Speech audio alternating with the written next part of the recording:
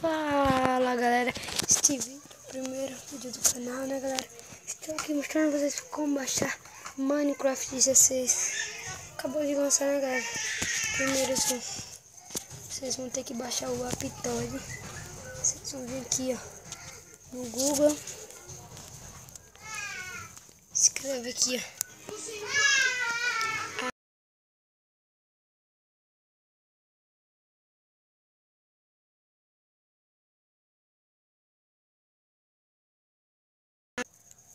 vocês apertam o botão escreve no Aptoide, galera. Vocês vêm aqui ó, Aptoide no primeiro. Você escolhe aí um Shorm.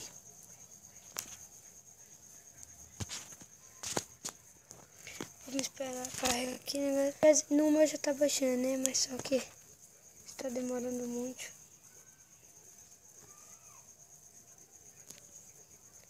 Vamos esperar aqui, galera.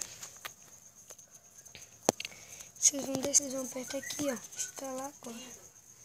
Vocês apertam no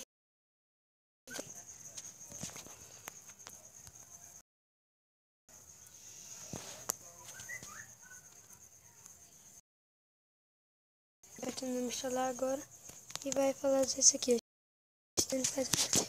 Mas pode instalar, galera. Não danifica nada. Eu já tenho muito tempo e nunca danificou o meu. Não vou instalar, né? Porque já tenho. Se você instalar, vocês vão abrir ele. Aí, vocês vão abrir ele. Deixa eu aparecer.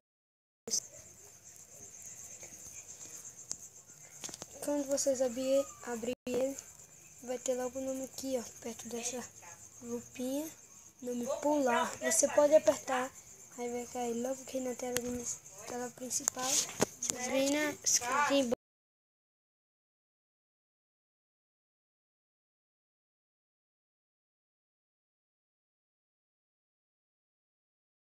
pesquisando aí, vai aparecer. Quando carregar, vai aparecer vários tipos de Minecraft.